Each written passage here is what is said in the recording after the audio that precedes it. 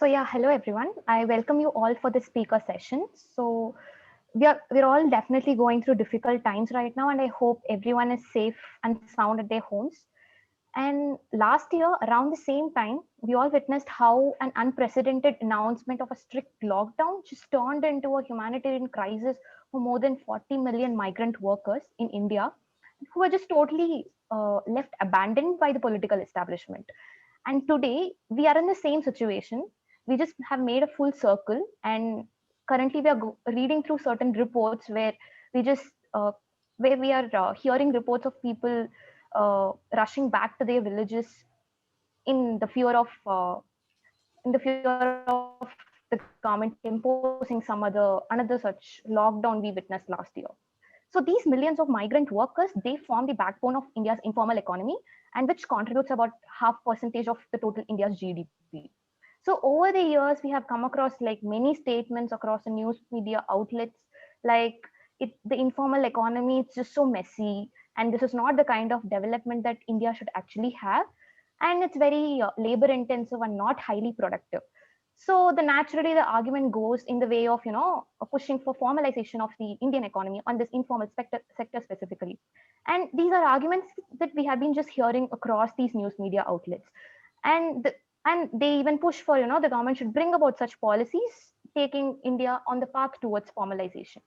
And right from 2014, while the policy documents in case of some major announcement, in case of, say, demonetization or the goods and services taxes, they don't explicitly mention this formalization of the informal sector to be a major objective. But these policies of the NDA government has crippled down the informal sector totally, and it's still on the reeling side with no hope for a recovery in the near future. So today we have with us Dr. Barbara Harriss-White. She's a professor. She's an emeritus professor at the Department of Development Studies in the University of Oxford. So we would request her to shed light on these arguments for formalization, and tell us about like how these policies have impacted the informal sector in the Indian economy. And we'll have the last 30 minutes specifically devoted for the Q&A session. So whenever you have any questions or doubts, feel free to use the Q&A section. We'll take it up in the last 30 minutes. So with no delay, like I'll just hand it over to the speaker right now. Thank you very much, Pavitra. And thank you, Sarika and Vipul, who have helped to organize this talk. What I would like to do is to share my screen. Here we go. Can you see it? Yeah, we can see it now. Okay. And before I start talking to the material on this PowerPoint, I want to hope that everybody is safe. I remember how terrifying the first lockdown was here, and it sounds as though you're going through yet another. Now, I was asked to talk about this question of formalization and the BJP regime, its intentions and the reality. And what I want to do is to spend my time very briefly saying something about the Indian informal economy, saying something about heterodox economics, and then spending a bit more time on how the informal economy is understood, because that really affects how we know what we know about the outcome of a number of policies that have been enacted mostly since 2014, but some before that, which have had a huge impact in a negative direction on the informal economy. So I have written this PowerPoint specifically for this talk, and I think there's that a lot of the slides are quite dense. And I want to say to everybody, if you want to pick up matters that I'm talking about, please don't hesitate to get in touch with me, and we can do that by email afterwards, as well as Q&A. Okay, so India is very distinctively characterized by having the largest informal economy in the world, defined in a number of different ways. Firms above 3 lakhs of assets, under 10 wage workers, firms which are not incorporated, firms which are not bound by the labour laws, or activity which is transacted using verbal contracts rather than written ones. We know from the CG model that NCAR produced about a decade ago that the informal economy does drive India's growth in all sectors, including agriculture, except for the plantations which are categorized as formal, and including a massive financial sector about which not enough is known, that is informal banks and informal financial intermediaries. We now know that the informal economy is the site of great accumulation and of wealth, and is quite important in India's export profile. 40% of India's manufactured exports come from the alleys and the gullies of the informal economy. And this is a driver of increasingly precarious livelihoods. We know that very small self-employment or family-based enterprises are disproportionately important in the informal economy. And why? Because they can produce goods and undercut corporate regulated enterprises, and they form a threat to corporate India and to firms which are using capital bias technology. But the main literature on the informal economy doesn't really tell you this. It celebrates or deplores the fact that there are huge decent work deficits, that the informal economy is an epicenter of poverty with poor living conditions in which workers reproduce their families, as well as poor working conditions. And there's a huge literature on multidimensional deprivation and poverty. Less analysed, but very important for economists, might be the proposition that the structure of prices that exists in India, that are formed by activity in the informal economy, affects the rest of the economy and actually shapes India's competitive advantage vis-a-vis the rest of the world. And we take the fact that India's structure of prices are formed by informal activity, we take for granted at our peril. The informal economy is a cash economy. 90% of the wages paid are in cash. And of course, we know that 90% of all jobs are in the informal economy. And as Pavita said, we don't really know how much of GDP is the product of this work, but it's likely to be about half. It may be declining, or in the wake of COVID, it might even be increasing. Nobody really knows. And the reason for that is that by definition, there are poor statistics, and a lot of what we know has to be extrapolated from surveys and from case studies. But the takeaway message from this slide is that formality, the formal economy, the registered economy, is a privilege for a very small minority in India. And here are some images of what it is, of construction, transport, mud work of various kinds. And you note the number of women who appear in these photographs who are doubly invisibilized, firstly by working in the informal economy, and secondly by virtue of being women. Now, the question that Sarika asked me to address has a sting in its tail, because having given me the title of my talk, she also said, can you help us understand how heterodox economics helps us with this question of the informal economy and its possible formalization? And that really got me thinking, because firstly, what is heterodox economics? And I just want to say a few words about this so that we are all on the same page. You may disagree with me. Let's talk about it afterwards. But this is where I want to launch off into the talk.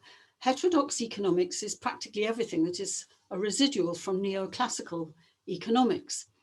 So it includes Keynes, macroeconomics, it includes Marxist economics, old institutional economics, and I work in a variety of that called social structure of accumulation, which was pioneered by political economists in the University of Massachusetts Amherst in America. But I find the framework very, very useful for understanding India.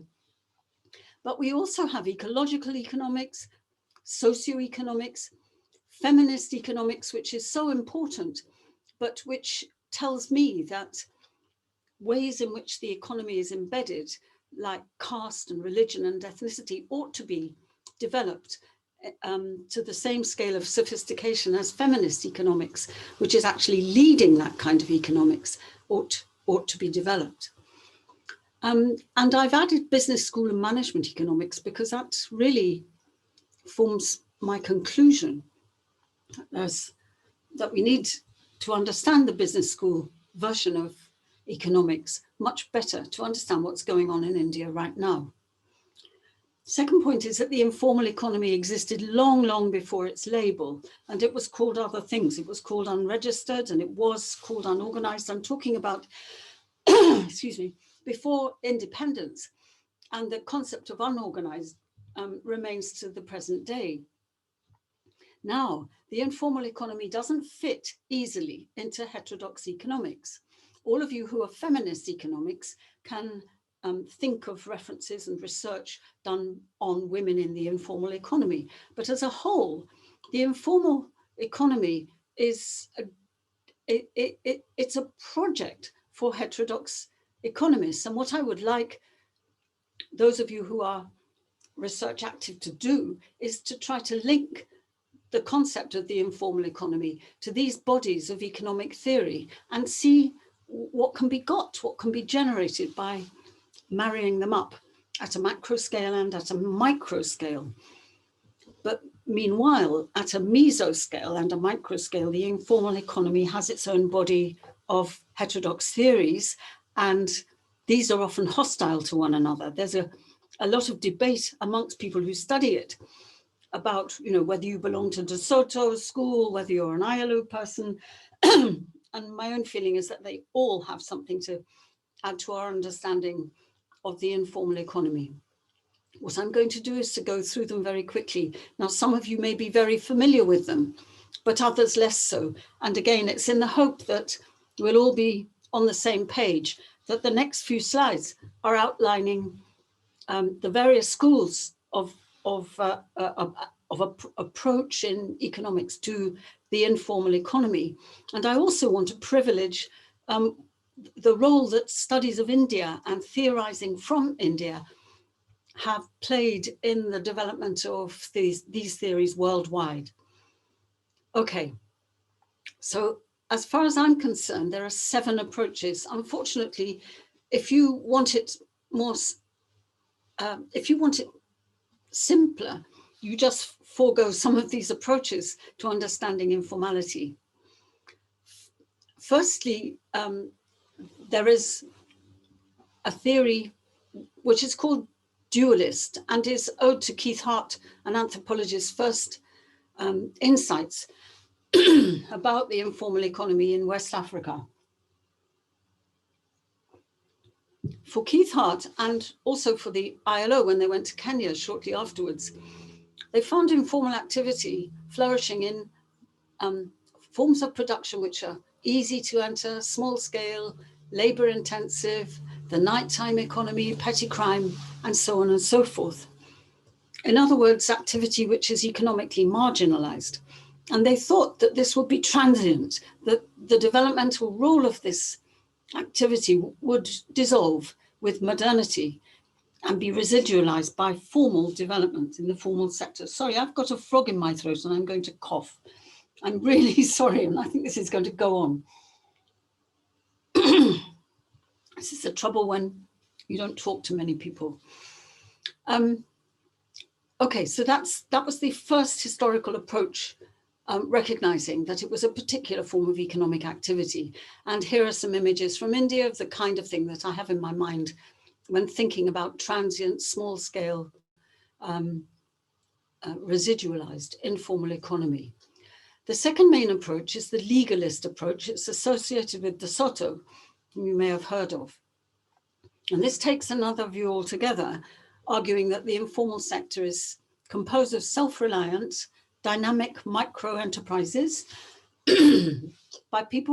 managed by people who choose to resist the state by operating informally to avoid the costs associated with compliance with state regulation, and disincentivized by insecure property rights. So it's argued that the inefficient regulatory interventions by the state generate adverse cost-benefit ratios and incentivize preemptive development. So the informal economy is more complicated than merely lack of being unregistered in order to avoid scrutiny or tax. The informal economy involves savvy, intelligent, deliberate preempting and flouting of regulative laws that, if they were respected, would add to costs. So it's cost saving and preemptive. Onwards. Next came a third approach, which we call structuralist. And it became almost inevitable to theorize like this when it became obvious that informality stopped being a transitory feature of part of the economy, but could be observed as a phenomenon that crossed all the sectoral borders of the economy and was permanent. Okay, so how to theorize it as a necessity for capitalist economy as a whole?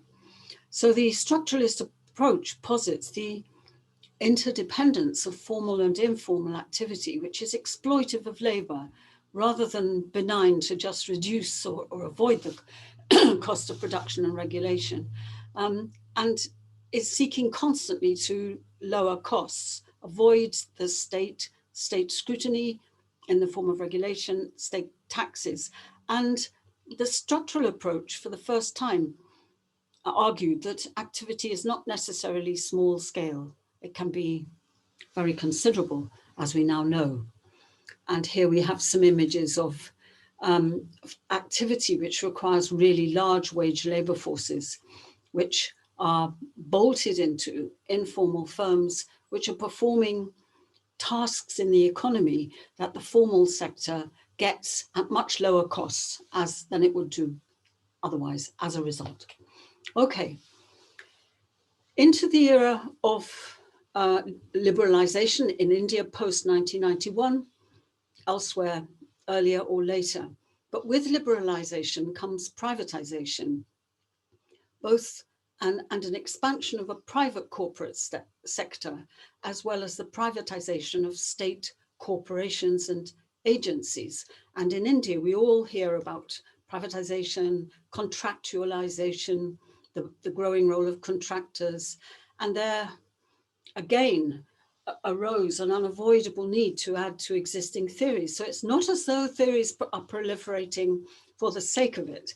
The theories are there to attempt to explain what is going on over time, in which previous theories are found to be inadequate. So then this new approach, a fourth approach, is addressing the persistence of labor relations which flout the Factories Act and reduce labor costs. So this is an approach to the informal economy which is looking specifically at casual labor in big economic entities like the corporate sector and even the state. So the labor is subcontracted to formal firms on precarious kinds of contract without any social protection. And at the same time, there's a huge proliferation of self-employment, so that it's sometimes quite blurred to figure out whether a family is self-employed or whether it consists of wage work, because I may be self-employed, but I may be self-employed via a contractor to a big capitalist enterprise. It is argued in this approach that the informal economy is not temporary, and that this precaritized labor coexists with a vast proliferation of self-employment, where there's been a long-standing debate about whether this activity is distressed, a response to distress, and is done for subsistence. And even sometimes people like Sanyal argue that it's not a capitalist logic, or whether self-employment is entrepreneurial, speculative, aimed at trying to accumulate. Okay, so that's number 4. In this picture, here you've got wage workers in rice mills, and in the bottom right, there's a guy putting dal, I think, into a dal mill. And the point here is that it's really impossible from looking to know whether that person's a wage laborer or whether they're a small, self-employed little firm. Okay, next comes a major contribution from India, Indian research, which starts applying these concepts to activity inside the state itself. And this does make it complicated, but the problem is that if you don't acknowledge it, it will not go away. This is what is happening, and a researcher has to make sense of it. And many Indian field economists have examined the, as it were, supply chain of policy from New Delhi or from Geneva right through to some godforsaken district capital, and looked at how policies are transformed beyond all recognition in their implementation.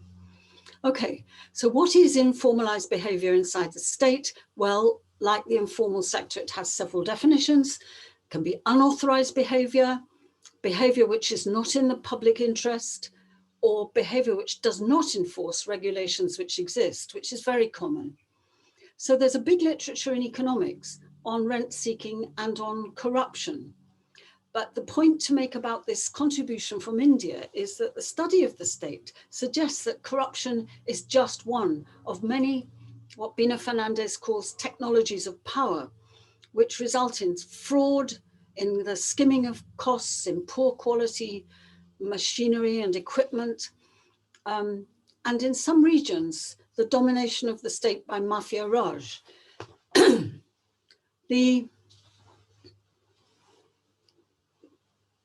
There's then a literature which looks at bureaucratic practices, absenteeism, ignorance, short hours, and so on and so forth. And then bureaucratic architecture. There are sort of built-in disincentives to behave in unauthorized ways when a sector of the economy is actually subject to fragmented bureaucratic architecture. Agriculture is one. Practically every ministry of the state affects agriculture. Waste, which I've been looking at for the last 5 years, is another one, where responsibility is actually fractured, which sets up incentives for unauthorized behavior. Some jurisdictions of the states are territorialized, like the Revenue Department, while others are networked, like PWD. This also is a recipe for the need to take shortcuts, which are not authorized by policy. And then we have problems of competence and consequences for policy, which often mean that when a new policy comes along, as has happened so much in the era that we're going to focus on, post-2014, there's an absence of destructive creativity. A new policy comes in, but it just sits on top of a great sedimentation of other policies, which consist of people who have other interests in the operation of these other policies. So the Indian research has actually enriched how we look at the state which would implement policy for formalizing the informal sector. Okay, then we go on to another area, which is not so much one of economists, but one of geographers. But economists ought to read this literature, and geographers ought to read the economics literature. And where geographers talk about planning, economists talk about policy. And there's a great deal of synergy to be learned by putting this field from urban studies into the main stew of understanding the informal economy. So the geographers are approaching the informal economy through informal housing, slums, settlements, land markets, and they have a number of concepts which might be useful to economists. They point out that the informal economy has always been othered. In geography, the native settlement, the non-cantonment, was always another, excluded from the rationalities of modernization and planning. And that concept of other spaces persists into the current era, and we can take it and apply it not literally to space, but to other parts of the economy. And so that challenges us to rethink urban planning, urban architecture, and the concepts and the fields of planning and policy, and then the growth that takes place, which is not planned, but not illegal, which accords with informality. Okay, and yes, I'll leave that slide here. There are a lot of debates about this and whether there are economic rules that result in the othering of so much Indian urbanization. Okay, and this is what you get. This is the town I've been studying since 1973. Lastly, I think you'll be glad to hear another big contribution from Indian research, and that concerns the concept that we started with and was used pre-independence, unorganized, used in the context of labor. But the National Commission for Enterprises in the Unorganized Sector, which was created in UPA2, is the most formal recognition of the power of the concept of unorganization. So the informal economy, as you now understand, is certainly not unorganized, nor is it disorganized. So it has been thrown open to Indian researchers to figure out what are the organizing forces in the informal, unorganized economy. And the answer has privileged the roles of social authority, that is non-state authority, in maintaining order in a capitalist economy, where for 7-8 decades, it's been very obvious from the historical work, but also from field work, that state regulative laws were going to be enforced in a very exclusive and discretionary manner. So right from the very start, discretion was bolted into the labor laws in particular. The work by Karuna, now as in Premji, the archival work, it shows this in a very obvious way. And that then throws it back to field economists to figure out how this unorganized economy is not disorganized. And the answer is many and varied and suggests that we need a place for specificity, that order is established by collective action by capital rather than by the state. And that can take institutional forms ranging from business associations right through to the mafia. And it's also organized through authority, which is reworked for the economy from aspects of social identity. And here, feminist economics has a role to play. But as I said before, there are equally big challenges in the understanding of caste, ethnicity, and religion, which all have different effects in the economy, of the loyalties of place, of the use of language, which economists hardly ever study, which are all embedded in ecological possibilities and ecological relations. So there is a huge job of work still to do to strengthen the understanding of these forms of authority which bring order to the informal economy. And the informal economy is differentiated in these various ways, but actually contains much complexity. So we have this simple phrase, informal economy, and underneath is seething all these different approaches to understanding it and all these different forms of authority which bring order to it. But the concept of informality does draw our attention to the regulative limits of the formal state bureaucracy, which we must bear in mind as we turn towards the second part of the question and my talk.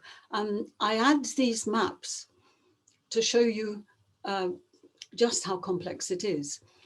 The top map is the map of the distribution of scheduled tribes in India, and the bottom map is the relative distribution of scheduled tribes in all businesses. So you've got a completely different pattern of scheduled tribes in the population and scheduled tribes as in the business economy. A pattern which is hardly explained. A lot of very interesting work to be done on the regionalization of forms of social identity and their roles in the economy. And before I talk about policy and formalization, I would like to talk about my own finding from my own recent fieldwork. By recent, I mean the last 10 years. And again, this is a contribution of India to global theory. And again, it makes everything very complicated, but it won't go away if we don't recognize it. So we can now theorize an informal firm as a unit of capital, which is selectively engaged with the rules of the state. So it's not a binary, formal or informal. Unfortunately, it would be so much easier if it were a binary situation, but it is not anymore, and perhaps not ever. So this firm, this family business, or this man with a bike and a bag of paddy on the back of it, he may be compliant, it's usually he, or he may be non-compliant with state regulations. So increasingly, firms in little market towns have licenses, so they're registered with the municipality. And they almost all have bank accounts, ranging from Jan down to people who have a dozen bank accounts in all the banks, and who are constantly switching money from one to the other. And they may also almost always have agricultural land, and that land is registered. So there are senses in which a firm is compliant with the requirements of the state. However, at the same time, that firm is non-compliant. It may be in a shop or a warehouse or a factory that does not comply with the building regulations. It throws its waste, its industrial waste, into public land in gross, flagrant flouting of the environmental laws. It disobeys the Factories Acts and the labour laws. It makes commodity contracts which are not necessarily those regulated by the state. It is engaged in financial activities which are not regulated, and it evades and avoids its tax. So in India, in the informal economy, you actually have enormous selectivity and complexity in the way in which firms and labour engage with the state. And the last thing to take away is that it is essential to the Indian economy, it is essential to social order, and it's essential to the Indian state. And at its extreme, the informal economy seeds into the criminal economy, which can be distinguished by illegal trade in illegal commodities, whereas the informal economy may be illegal activity in legally acknowledged commodities. Okay, some comments. We are in a situation where the informal economy is subject to a proliferation of concepts and a proliferation of low order theory and not a lot of information.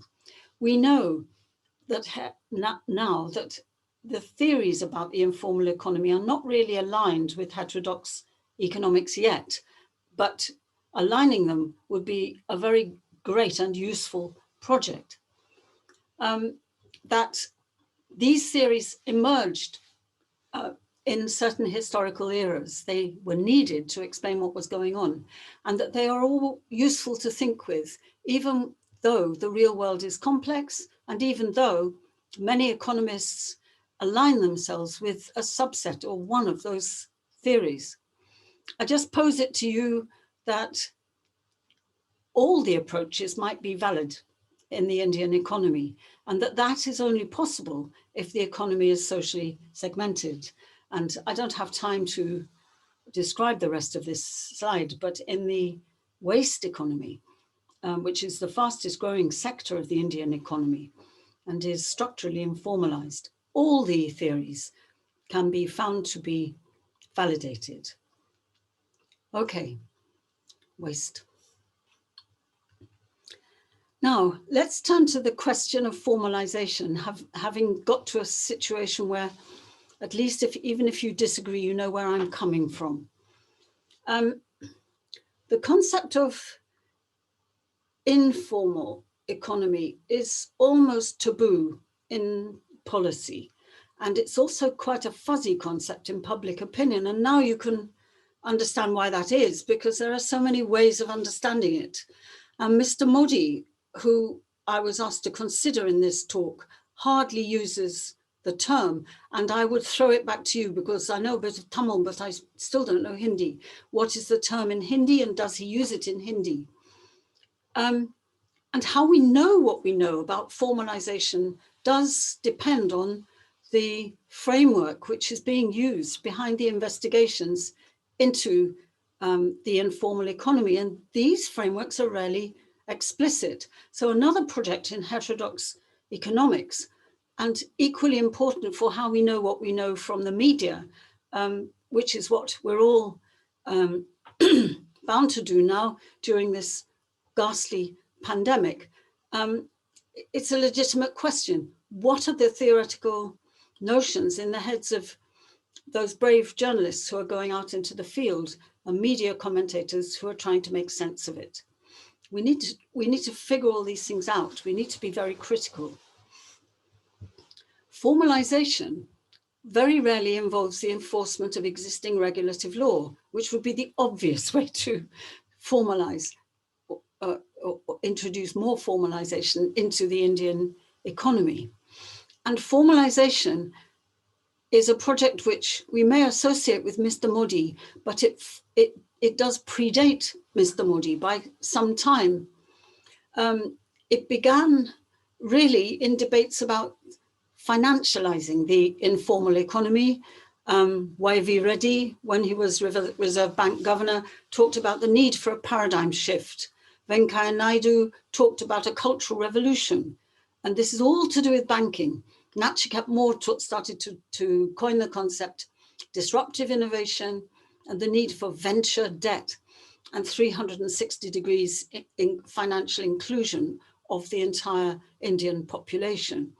And looking back now from what we learn about demonetization, we can actually see that many of Mr. Modi's policies are in a straight line, which at the time wasn't really perceived as a straight line in policy, but was an attempt to formalize the informal economy by financial inclusion. So we have Aadhaar.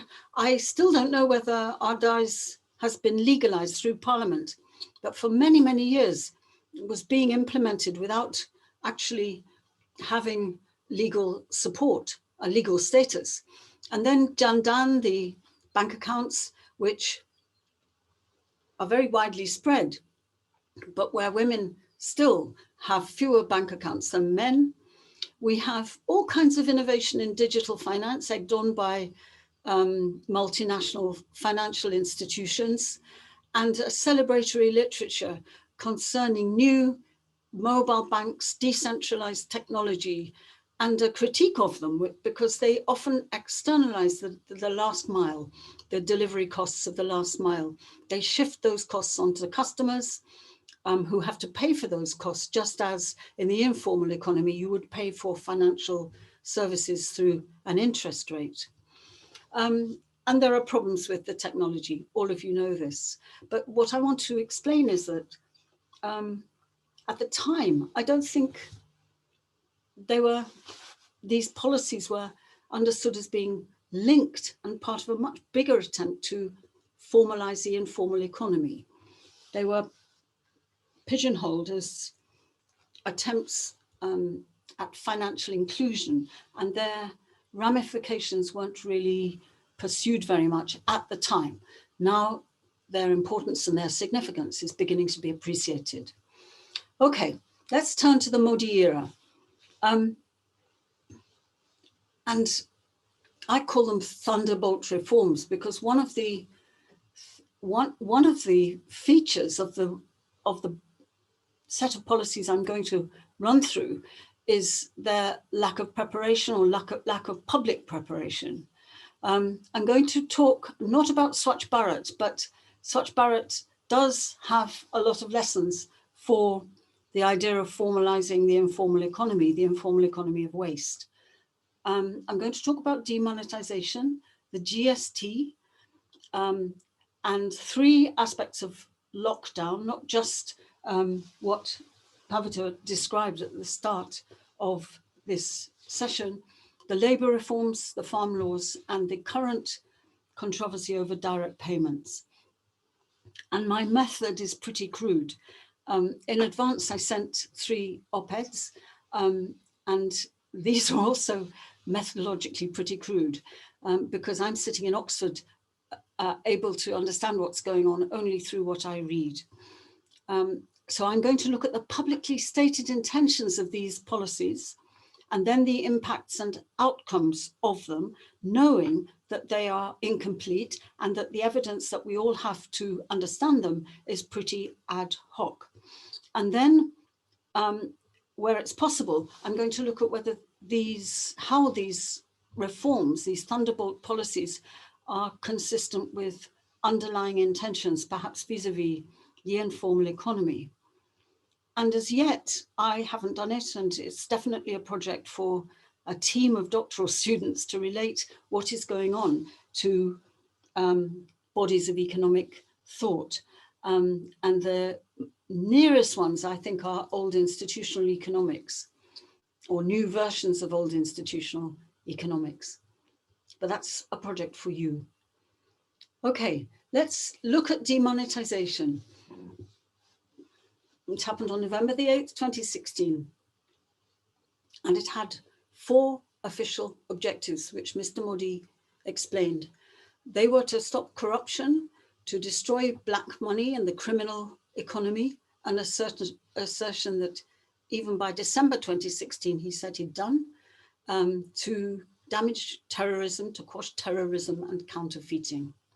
Now, what's interesting is that didn't seem to succeed in any of these 4 objectives, but that's not the purpose of this talk.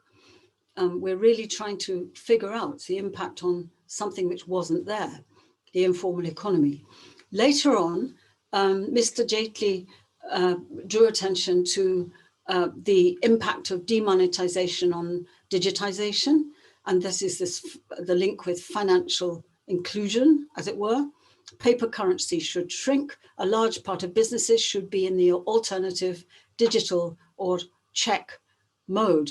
And just remember that that has a long policy route back to the financial inclusion initiatives of UPA2. And Mr. Modi very rarely mentions the informal economy, I think, although I don't know how he addresses it in Hindi. But later on, he did assert that the informal economy would accelerate its absorption into the formal economy without jobs being affected. Okay, no comment at this point. Even later on, the RBI explained that this would enable the recapitalization of banks and of the shady shadow lenders, which amount to 20% of all India's loans, which have been assailed by non-performing assets of corporate debtors, and that the recapitalization will be using deposits from the informal economy enlarged by demonetization. And then underlying it all were speculations about party political funds and elections. So there were declared objectives, and then there were later objectives, and then there were undeclared objectives. And we won't have time to discuss the effects on the intended purposes. I just want to focus on the informal economy, knowing that Mr. Modi hardly uses this idea, but that Manmohan Singh and Rahul Gandhi did use this and do use this concept. But certainly we know that weakening the informal economy wasn't part of the stated objectives. Well, what happened? Well, we can divide it into short-term and long-term. Short-term, there was huge disruption to the informal economy. In agriculture, just getting to places where notes could be exchanged and deposited incurred enormous transaction costs, and often people were charged illegitimate fees. In other words, the informal economy produced its own new markets and new behaviors, which penalized victims of this policy. There were huge cash shortages in a system which is based on cash, so price nosedives, difficulties in accessing inputs to agriculture. And as Isabelle Guérin's team in the French Institute were rapid to find a reversion to trust-based credit and even barter exchange. Deferred or delays to peak expenditure like marriages, and the setting in motion of strategies which we theorized in the 1980s were associated with coping and with survival in famine times, like missed meals and lower food consumption. So real distress in agriculture. The informal labor force reverted to older forms of exchange, barter, payments in kind, long-term promises of credit, gifting, and reciprocal social support. In the rural non-farm economy and in small towns, again, the bulk of the evidence was of an enormous shock, a negative shock to activity. It's less understood that most people with their own little businesses value financial independence very greatly and try not to be more in debt than they possibly can. There was a rush on bank deposits. There was a squeeze on wage labor payments, with casual labor bearing the brunt of it. Bank loans were frozen, and there were ceilings on how much cash you could disperse, which far exceeded the amount that people, the ceilings were far less than the amounts, the opposite, the amount that people needed to pay their labor. So there were mass layoffs and whole industrial clusters shut down, and informal marketplaces like the ones for coal. And it was estimated that there were losses of 3 lakh crores every day to the economy, and many bankruptcies. That is not formal bankruptcies, but firms going out of business.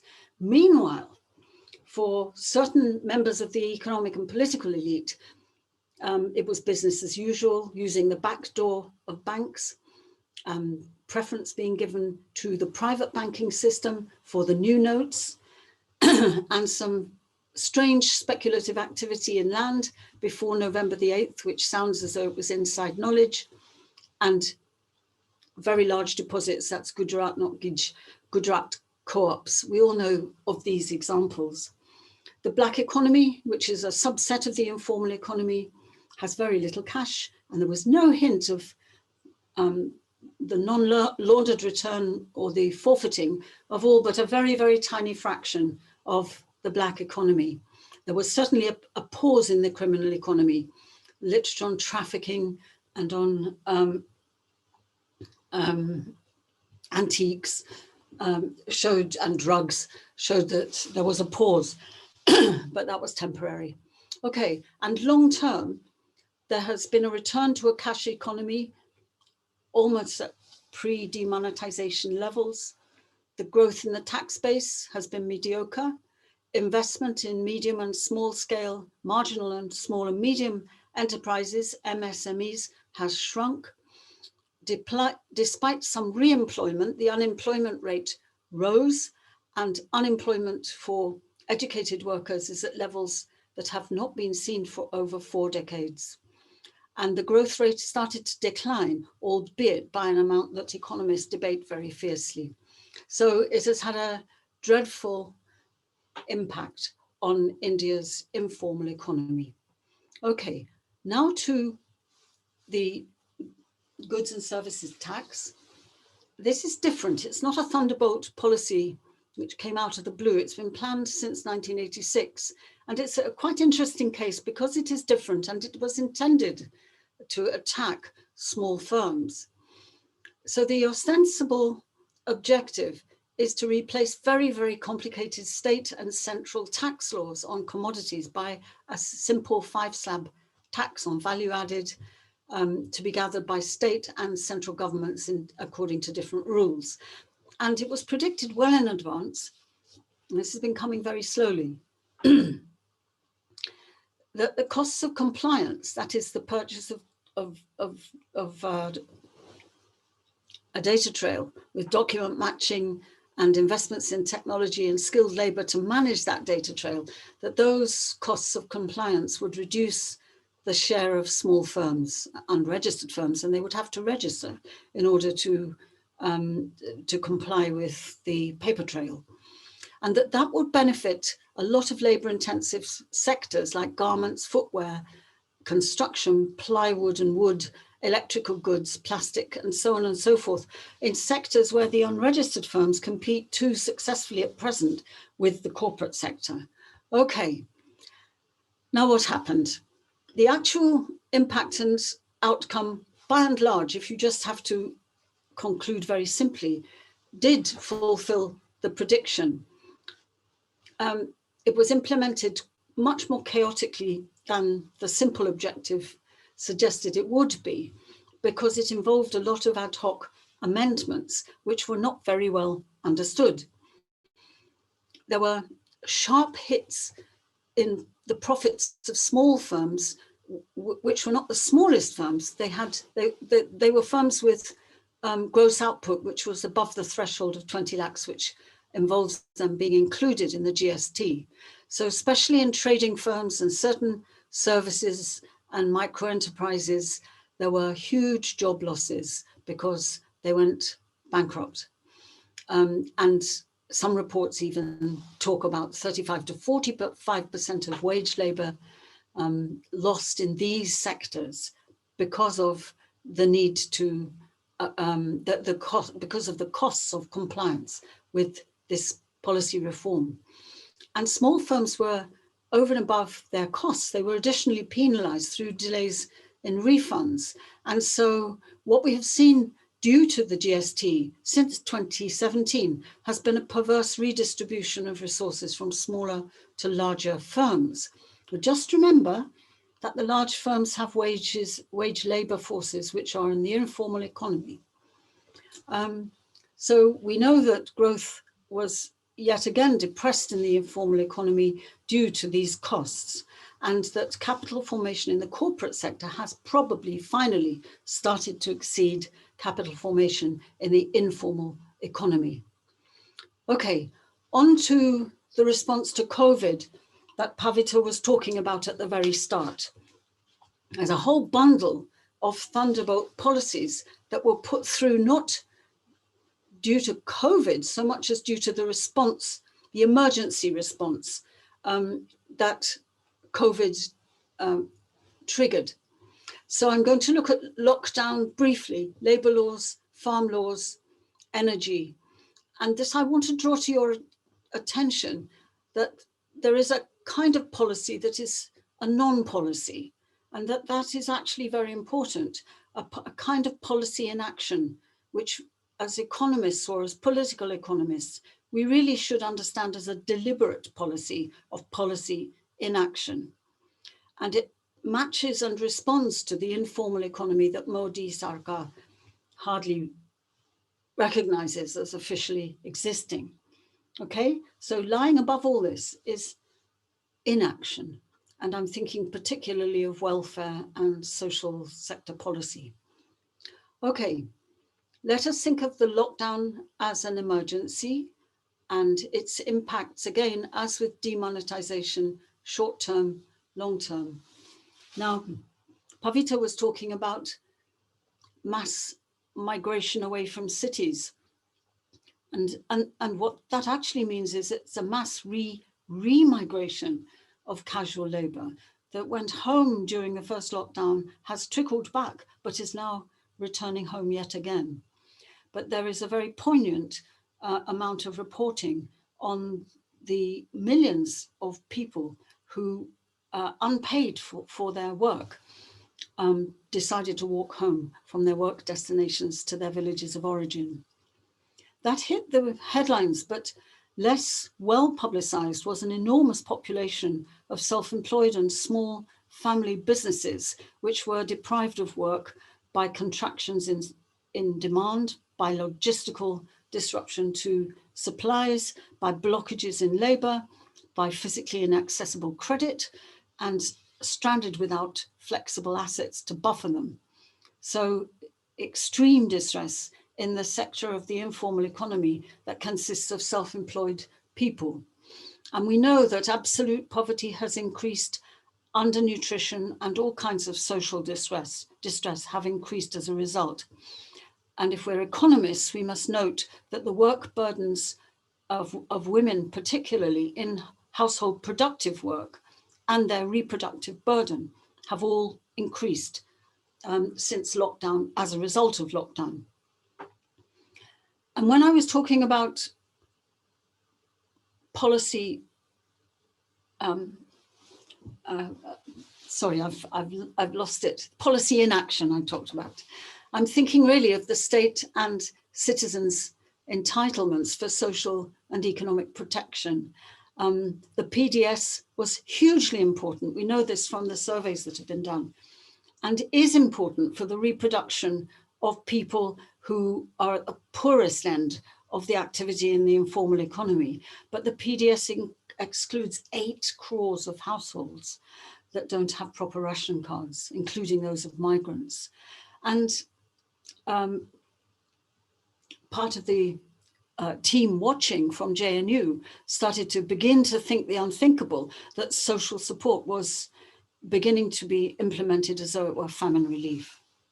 So terrible short-term effects, not of COVID directly, but of the emergency situation resulting from the lockdown. In the middle of all this, the Modi Sarkar put through formal changes to formal business. And the official attempt is, again, rather like the GST, to try to simplify and rationalize a large number of central government labor laws. There are 29, to rationalize them into 4 codes, one on wages, one on industrial relations, one on occupational safety and health, and one on social security. But the fact of the matter was that these laws would formalize punitive practices for labor that have operated, in fact, for years and years. And the working day was to be formally lengthened to 12 hours, which meant that overtime pay was unnecessary. This would cheapen labor, that companies would be free to retrench their labor force without waiting for government permissions, and the minimum wages would be reduced. Now, I may be wrong, but I think the impact of this is currently on hold. And it's not on hold because of protests, as is the farm laws.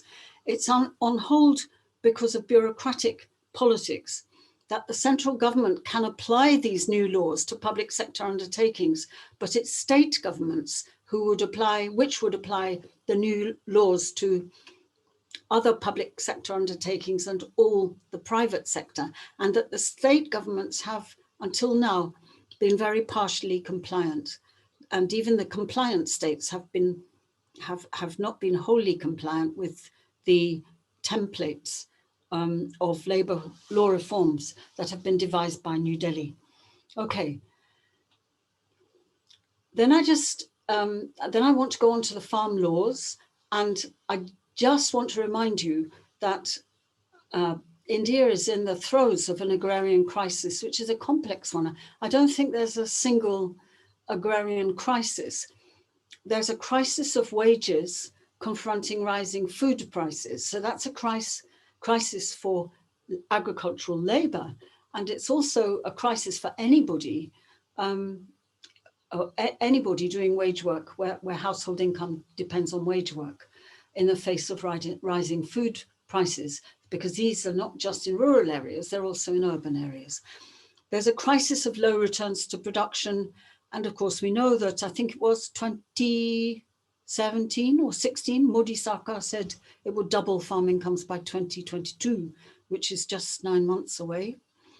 There's a crisis of competition in the existing market systems, the APMC system, ones of internal price volatility, which are somewhat influenced by world market price volatility and competition due to differentiated exchange relations, and the fact that while some traders and a few farmers are price makers, most are price takers. So the existing post-harvest market system is in a crisis of competition and would have been regardless of the farm laws, with an altogether new scale of commercial corporate capital posing a crisis on the horizon.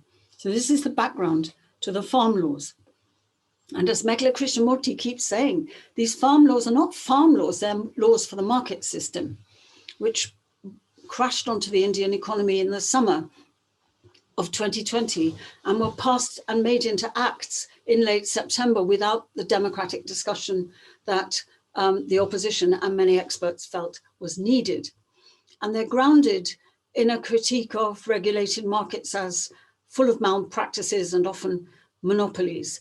And this is not Mr. Modi's invention. Manmohan Singh initiated this critique in 2004 and argued that India needed a common market for agricultural produce, whereas of course under the APMC there's a lot of regional differentiation in the transactions that are regulated. And Mr. Modi, after 2017, also started talking about the evergreen revolution and a second green revolution. And the laws, I'll go through this very quickly because I know that the audience are very, very familiar with them. One is to incentivize contract farming by agribusiness and to enable reverse tenancies in which small land holdings can be consolidated by large tenant enterprises to benefit from economies of scale. The farm laws also relax the APMC, the Regulated Markets Acts, in order to, as it were, free sales outside the territory of regulated markets, even though most sales take place outside those regulated markets, and to incentivize the use of the national agricultural markets, as though markets can actually substitute for the logistics of real markets. And it prohibits the taking of fees for marketing, which were very useful sources of revenue levied by states in the context of agriculture not being subject to income tax. And the last one is to remove the ceilings of storage under the Essential Commodities Act, and people thought, why is that necessary? And then they realized that Mr. Adani has been building gigantic stores throughout the country over the last few years. Now, most of the effects are political as present. I will try to expand on the effects on the informal economy, but we have to admit that the outcomes have been political rather than in the real economy. And if you disagree, I would love to know the reasons for your conclusion otherwise. What we do know is that the protest about these farm laws is the largest ever. Some people say it's the largest in the history of the world, with at least 22 major agricultural unions and 500,000 farmers, perhaps more. And their demands are very simple. They want repeal of these laws, and they want an expansion of procurement, marketing under the public distribution system, and a generalized minimum support price at the Swaminathan formula of full costs plus 50%, which wouldn't double farm incomes, but it will go a long way towards doubling farm incomes. But remember what I said about the structure of prices in the rest of the economy. The protest has been going on for a very long time, unprecedented. It's not just focused on Punjab and Haryana, which it is, but other regions have been involved. Women have been drawn in, young people have been drawn in. Often farmers' protests don't say very much to Labour or to Dalits, but they have been drawn in to some extent. Let's not romanticize it. And farmers who earn most of their income from being labourers have joined the protests, as well as derived markets like trucking and truckers have joined in. In other words, it's a very, very broad spectrum. However, at least 10 agricultural unions support the farm laws and have been organizing together under the Kisan Coordination Committee, and I give 2 examples. And then FICCI, the big industrial organized lobbies, FICCI, CII, and ASOCHAM are in favor of the farm laws, and they are being supported by the lobbying activities of multinational corporations like Cargill and Bunge in the background. They are backed by the World Trade Organization and by global management consultants. And meanwhile, the expert economists are divided into several camps. I don't have time to explain here, but I wrote about this in the India Cable article that was sent to you. Okay, so the outcomes, as far as I know, is that the Supreme Court has issued a stay order, which the protest didn't really want, rather than repealing the laws, and that counter legislation has been tabled in 3 states, Punjab, Chhattisgarh, and Rajasthan, but has been blocked in each state by their governors, and that a very small number of politicians from the ruling party have resigned. Okay, now the really interesting question from the point of view of this talk is, what are the impacts on the informal agricultural economy? And I realized that I don't know, and I don't know of reports yet of the impact of the protest and of the current outcomes of the protest on agriculture. But what we do know is a case from Punjab about payment, which sheds light on the question that I've had, which hasn't been well answered in the media, which is why, if the farm laws are going to destroy regulated markets as we know them, why there hasn't been a protest from wholesale traders and Arhatias, commission agents, who are associated with marketing systems in the Northwest, but actually operate all over India. Their local commission agents and wholesale trade dominate the marketing systems everywhere. Is it that they're not protesting because they've got a lot to hide? In other words, a lot of unregulated, perhaps illegal activity. Is it that they're not protesting because they benefit from the farm laws? Or do they have a convergence of interest with the protesters and are letting the protesters, as it were, represent them? I don't know what the answer is. Of late, in the last 2 weeks, the central government has put pressure on Punjab to initiate something called direct payments, which means payments for their marketed surplus, which are procured by FCI, straight into their bank accounts. And currently, FCI pays for the marketed surplus of farmers in Punjab via the Arhatias in the regulated markets. They've been under pressure, Punjab, since 2018 to do a system of transaction involving direct online payment, and the Cotton Corporation did it temporarily before the protest started in late last year.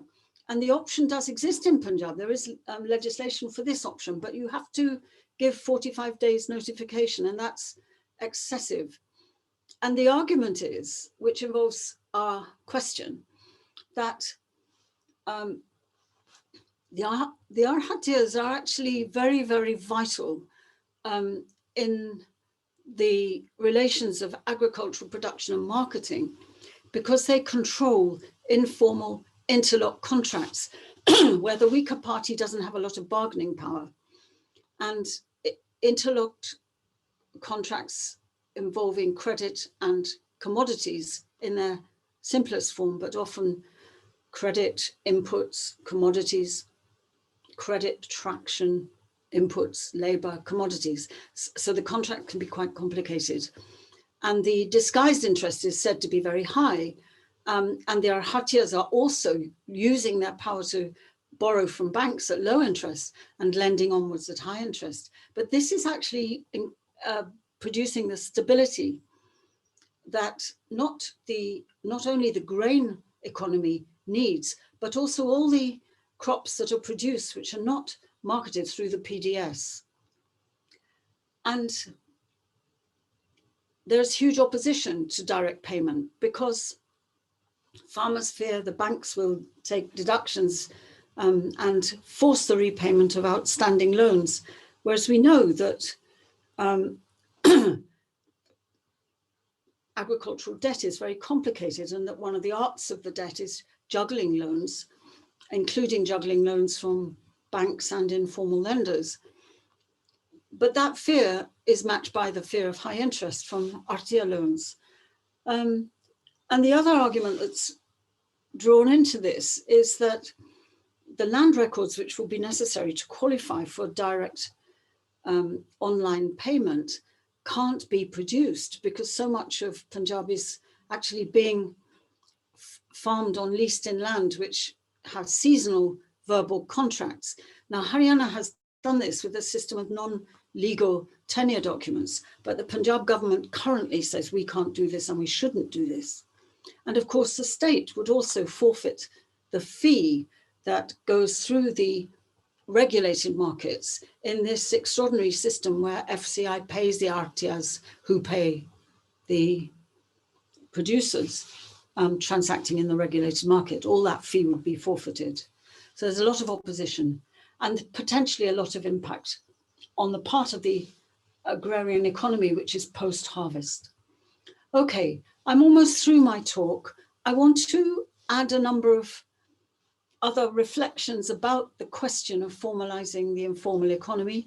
There are other Thunderbolt policies which have been resisted, and I think successfully. I may be wrong about this, but I think that they have stayed the amendments to the electricity ordinance, because in the middle of the summer, suddenly the government set out a system of centralizing. Again, it's the same logic, pointing to a huge proliferation of laws and institutions. Let's simplify, let's centralize, privatize, and manage agricultural electricity centrally.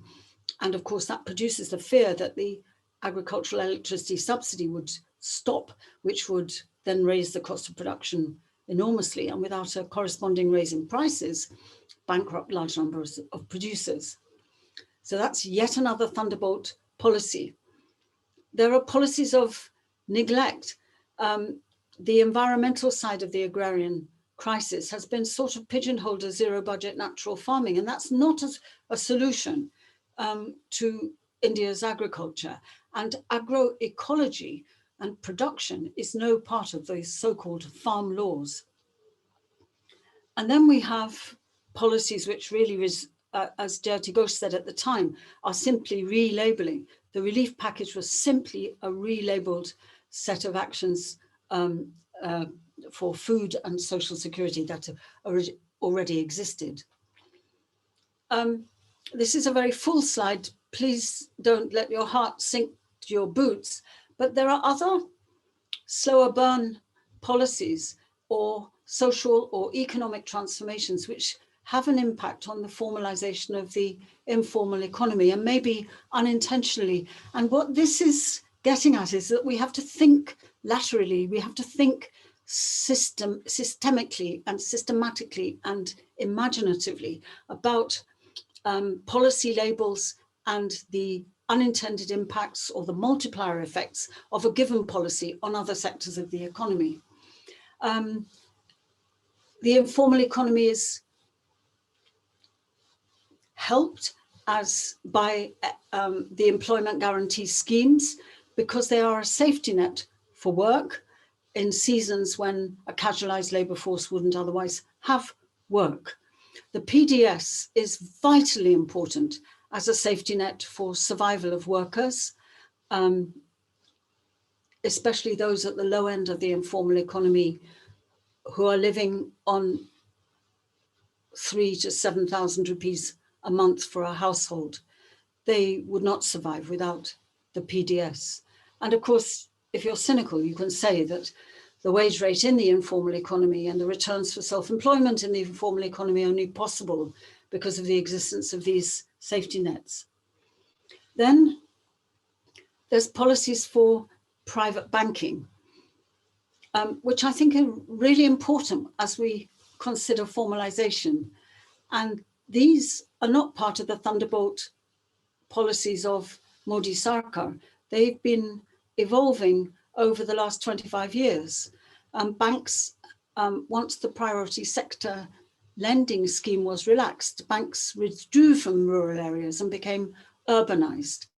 And family businesses in towns, small family businesses, the ones I describe as operating selectively in the informal economy, they certainly use banks. They have multiple accounts, they shift money between them, and they are used for onward lending into the unregistered economy. And the bank managers don't care. As long as they repay their loans, they don't care what those loans are used for. And there is digitization. Before demonetization, there was said to be 27 million credit cards. And now there are said to be twice that, almost twice that many, 52 million. But just remember, that is an increase from 2% of the population to 3% of the population. So there's a long way to go with digitization, and the cash economy seems very persistent. It has advantages which digitization doesn't have. It's true that banking technology in villages, mobile banking technology, it is expanding, but there are tremendously serious final mile problems with flaky technology and non-interoperability. So I can't get a service from one bank if I'm registered with another one. And there are a rather small number of mobile phones, of which India has a huge number, which are actually smart phones and enable mobile banking if you trust them. Technology policy, how does that affect the informal economy? Well, it displaces the cheapest labor. In economic theory, a new technology should displace the costliest labor. But in fact, in India, decade after decade after decade, it displaces casual labor and female labor, which then has no alternative but to go back to self-employment or no work or work in the agrarian economy. And another, I'm not trying to be exhaustive here, I'm just giving you examples of policies which don't appear to be connected with formalizing the informal economy, but which do have a positive or a negative effect on it. And the last one would be education and the patriarchal family firm, because until the last 15 years, merchants, businessmen tended not to allow their sons to go into higher education, because I think they thought that the sons would squander the family, sow their wild oats and squander the family's resources. But over the last 15 years, they have seen the point about education, particularly engineering and computing, and the sons of the firms have been educated. And then, of course, they leave those firms. They go off to Silicon Valley kind of activities. And it's not that the firms then are bankrupted. It's that the firms are then replaced by wage labor, and that has an effect on pricing. You can't let a wage laborer do discretionary pricing or haggle over interest on loans unless they're really trusted. And my understanding is that this impact of education, exit of sons, and changes in pricing and in the way in which interest is calculated on loans has resulted in quite a crisis in the bazaar, as it were, in the informal economy of towns to the family firm. And what I predict is that these firms will go on, they won't all be bankrupted. They will start forming franchises and branches and agencies for corporate capital. So a lot of the risk of the family business will be taken away. And they may start to operate with formal contracts, and they already do operate with formal bank accounts. So I see that as a side effect of education, as a major route toward formalizing the informal economy. And you may have other ideas. Okay, now to what we can conclude, and this is the end of my talk. We need to be critical about how we understand the impact of a policy as a kind of technical exercise. and then the impact of how a policy is introduced and prepared for institutionally. So a given policy could have very different impacts if it's introduced, as so many of the ones I've discussed have been, as a shock event. And we also need to be analytical and serious about policy processes in practice. So much in development economics, so much discussion of policy as an implication at the end of a regression analysis or some fancy modeling. Policy is regarded as an implication. And I really feel that that's irresponsible, and that we must study policy processes, the process of implication and the costs of implication as a sector of the economy. Then I am not arguing that formalization is not proceeding. I am arguing that it is happening in India's informal economy due to new technology, particularly due to banking and, as I described it, education. That there are more licensed enterprises and there is more tax revenue from local taxes, income taxes, and GST rising slowly. It is happening, definitely. But my conclusion, which you may disagree with, is that the management consultancy, the management economics kind of project for corporate India waits the policy regime of Modi Sarkar. And whereas in 2002, when I was finishing writing a book called India Working, I argued that India could never move towards fascism, taking the form taken by European countries, fascist regimes in the 20th century, because of the size of the informal economy. What I see from here is that the corporate economy is beginning to look as though it's being regulated in a way which is similar to Germany, Italy, Spain in the 20th century. But at the same time, you have a big, big informal economy which operates in a different way. The net effects of the Modi Sarkar's policies are consistent with an understanding of the informal economy as a residual.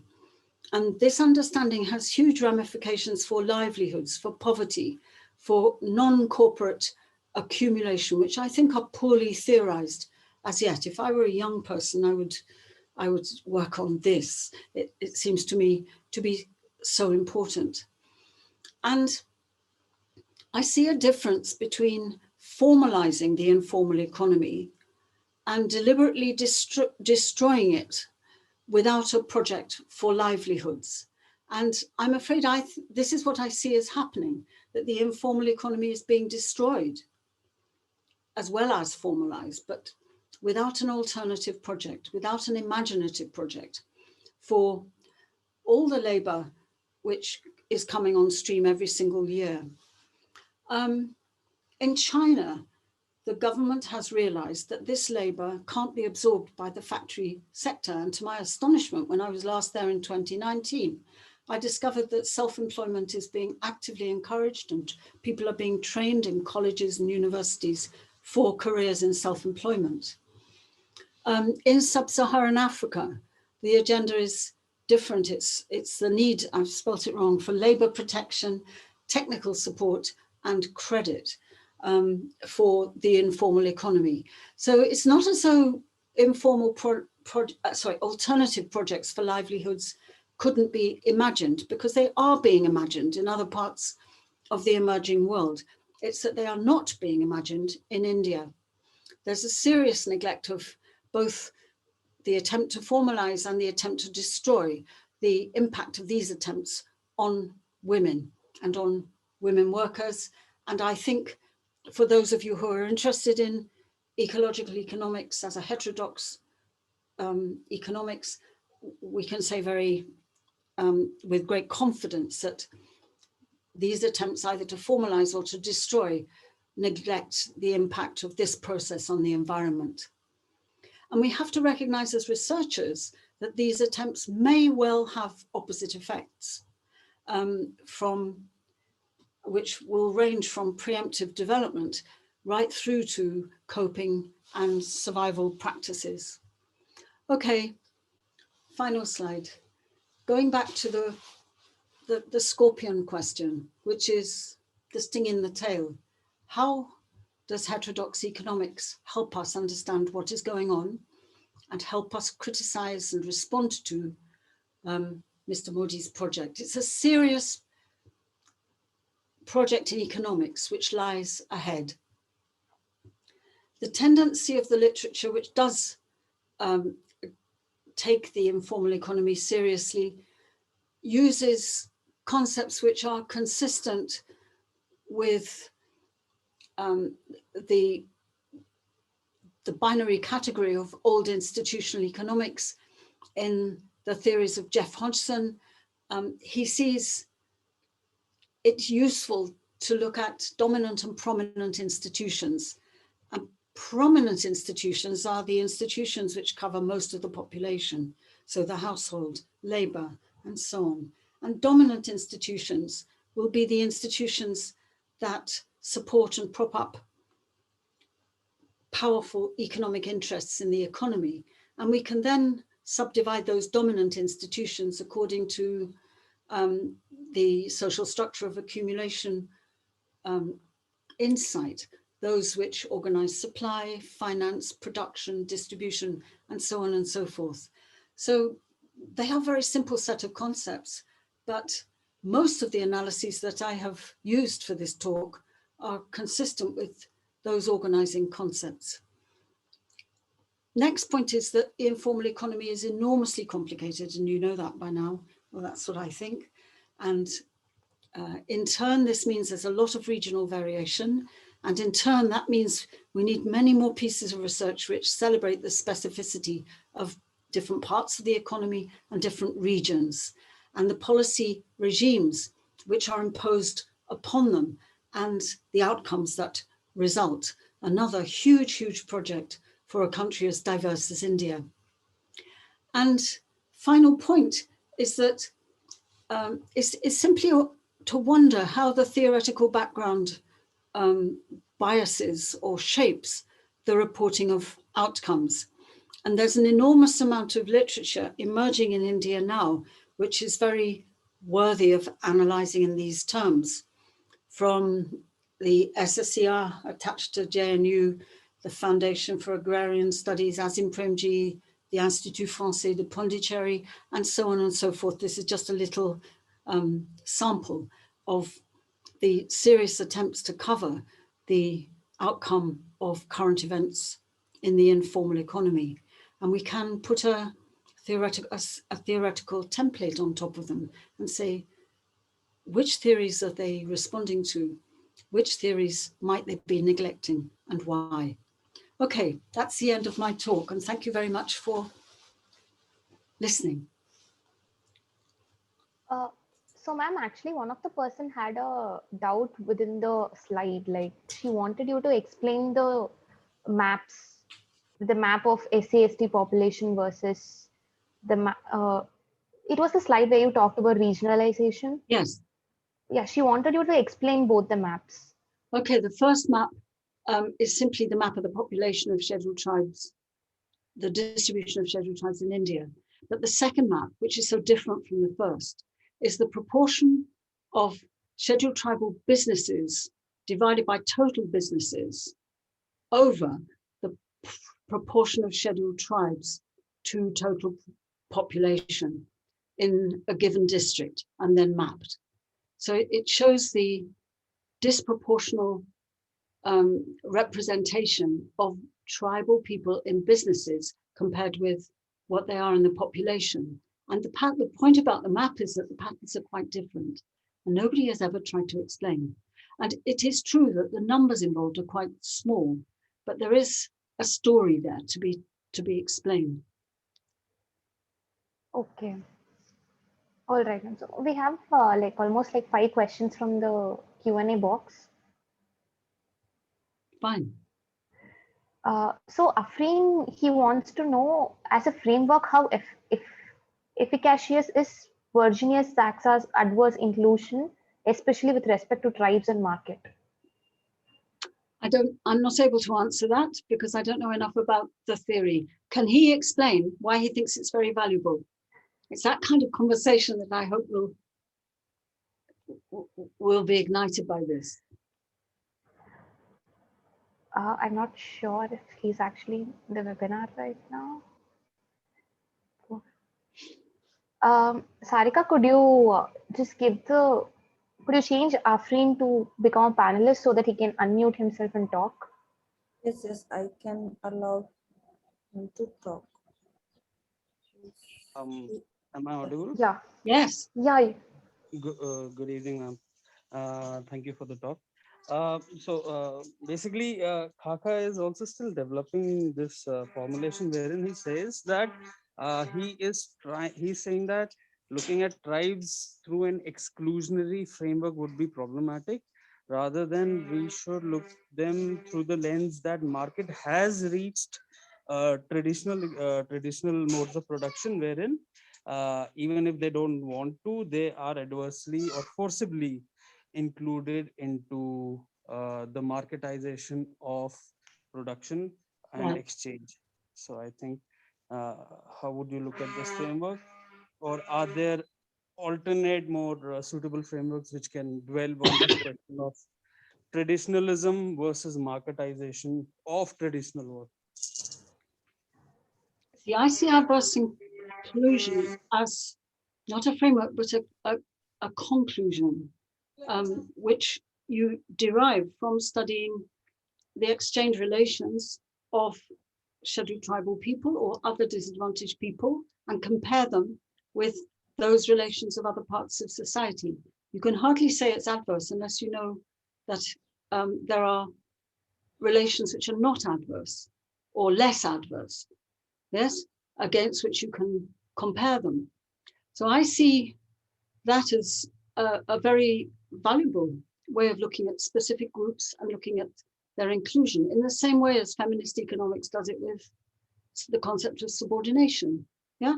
So adverse inclusion is a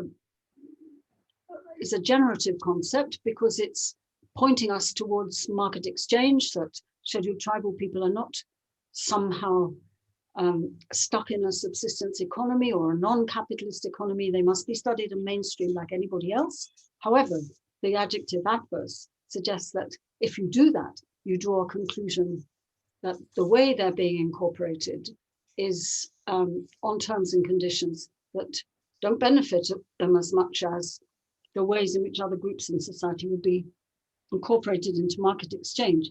And the social structure of accumulation approach can be very usefully developed, although it hasn't much been developed. Asim Prakash has started to do this as a social structure of discrimination.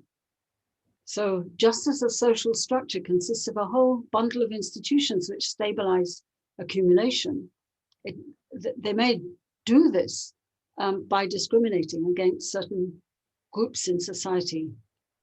So I think it's generative, it's useful, and it can be consistent with other ways of theorizing informal economy. Thank you. Thank you, ma'am. Professor, if I may just have another question. I have mentioned this in the Q&A. As an extension to this, I was wondering if you had thought about citizenship laws vis-a-vis the shifts in the overall, in the way the state is looking at labor, especially the NRC and the Constitutional Amendment Act. Do you think it will impact how labor force is looked at and accessed by both state and non-state actors? Do you think that will have an impact?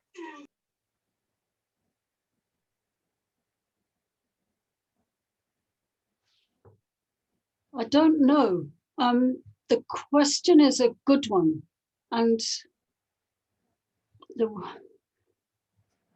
perspective from which I would answer it is looking at labor in Arunachal, which has a working class which is entirely the result of processes in Nepal, in Bangladesh, elsewhere in India, and which has no citizenship in Arunachal at all. So all this is going on already, right? People are being deprived of citizenship rights through migration, not necessarily restricted to Muslims, right? So I think we have to look at citizenship as in the way that Henry Marshall did at the start of the 20th century, as a complicated process which has to be worked at and struggled for, and which is not necessarily complete. And that there are some people, I have met the Chakma in Arunachal who aren't citizens of anywhere. And for whom lack of citizenship means lack of health, lack of education, everything. They farm because a tribe has given them some land, but it's not a legal gift at all. And the people who keep India's security at the China border safe after landslides every single day are people who are often illegal migrants from Nepal, from Bangladesh, who form the workforce, keeping those roads to the frontier open. Yeah. So this extreme case, you may think it's not irrelevant to your question, but it's giving me field material to demonstrate the fact that citizenship is a complex process which involves economic, political, and social rights, and that they all have to be fought for and struggled for. Thank you so much, ma'am. Thank you for your time.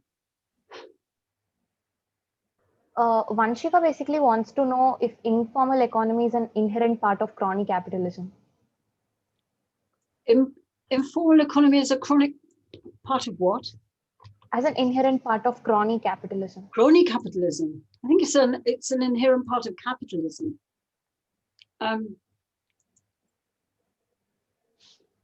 So whether it's crony or rentier or predatory, it's almost always to be found lowering the costs of production and of distribution. The way in which that adjective crony turns our attention is toward the informal practices inside the state. And this is something where Indian research has been very generative and is directing our attention to informal practices inside the state to do with bureaucracy, but also the political elite, which benefit a small oligopoly of capital. So it's turning our attention away from the informal practices of labor of crony capital. Yeah.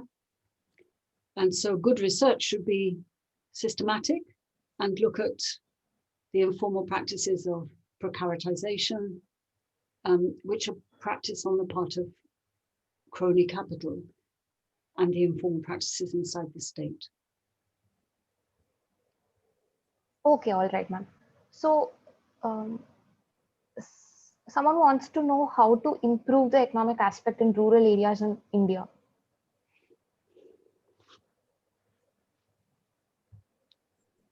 Right now, it's not specific, but yeah, I guess right now. It's a very huge question. Taking it right now, there's a lot of suffering and deprivation in rural India.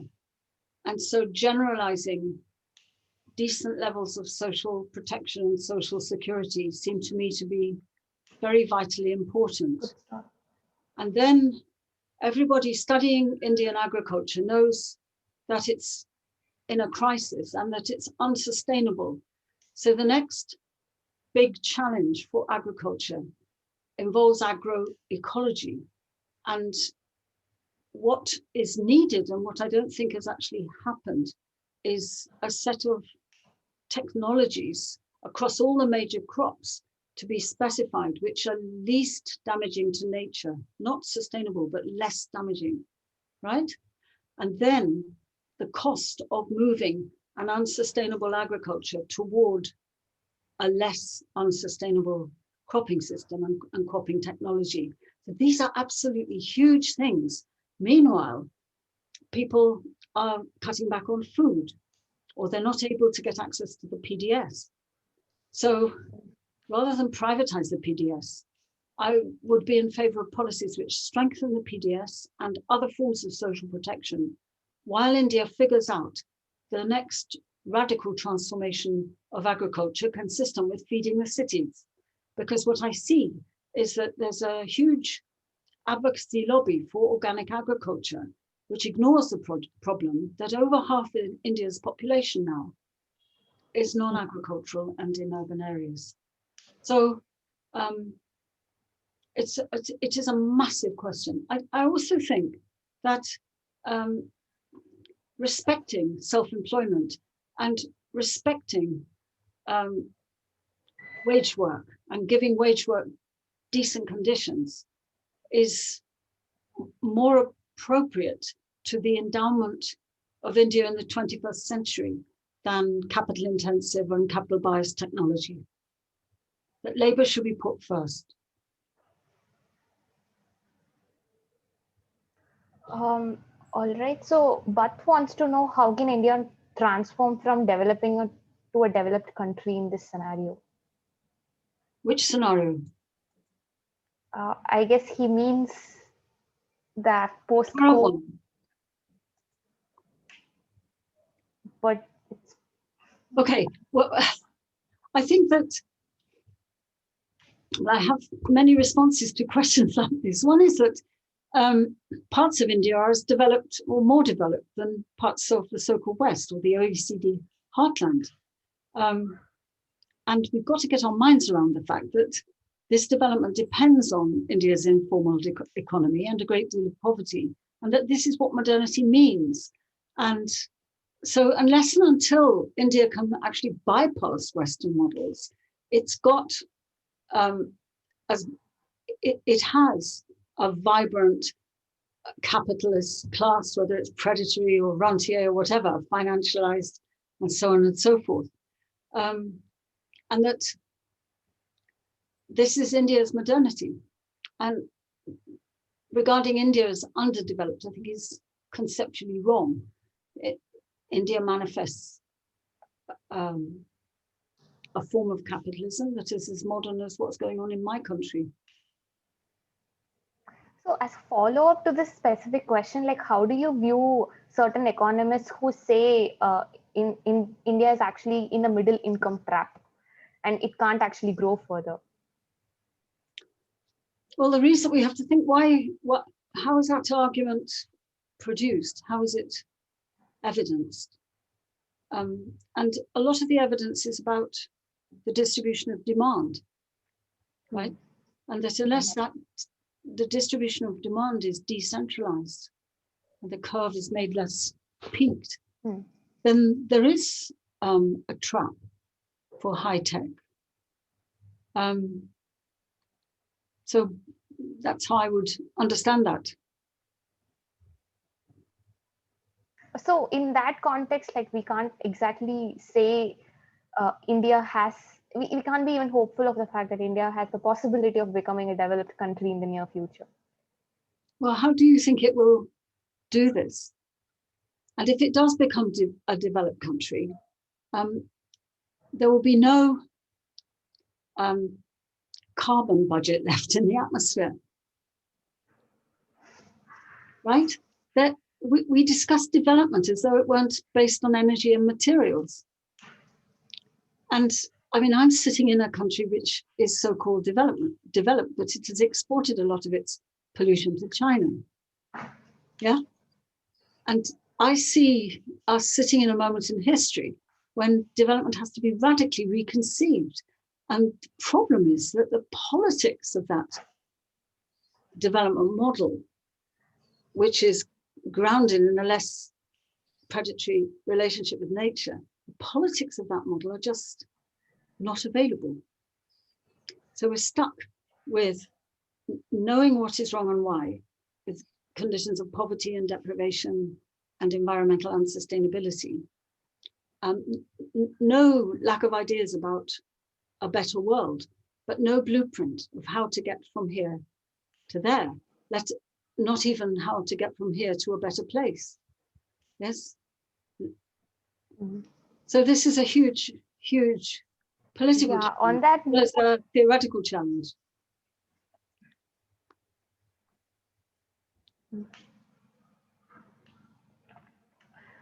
so Suraj basically wants to know, he basically says, as the system as it appears utterly incapable of humanizing itself, at least in the foreseeable future, how or what do you think of having a system of early minimum wage across all sorts of work in India?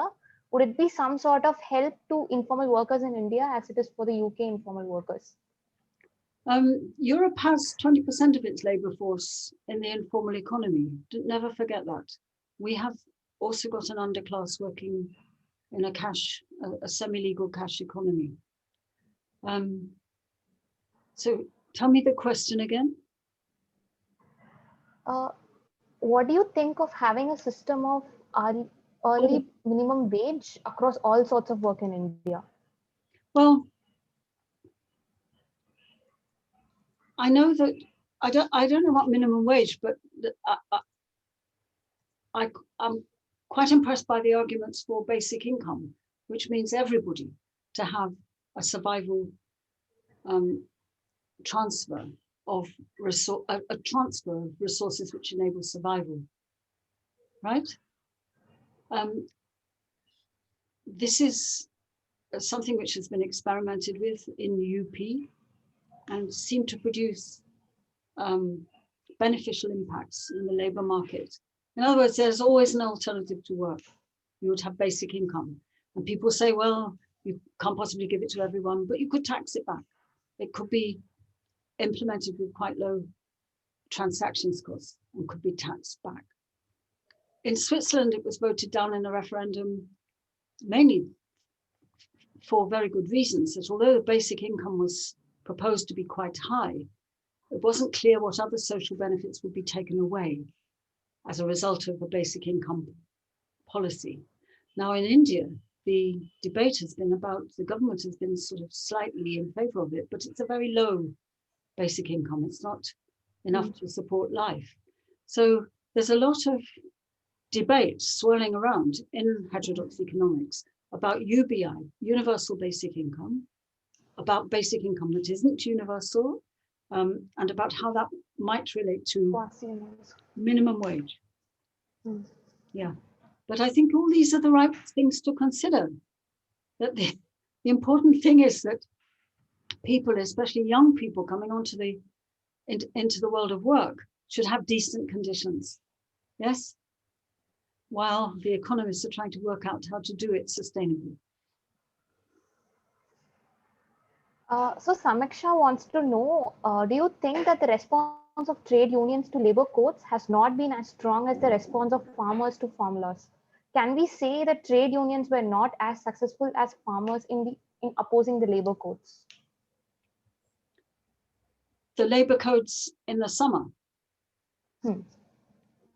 My understanding is that they haven't needed to, that they have been opposed by the unions, but they haven't needed to come out in the way the farmers have come out, because they're stuck in the state political tangle. Yeah, but if there was an attempt to implement them, that the labor would come out, that the trade union movement would mobilize its forces.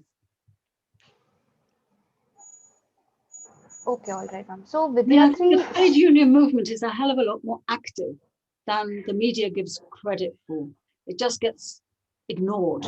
It doesn't make for good copy, right?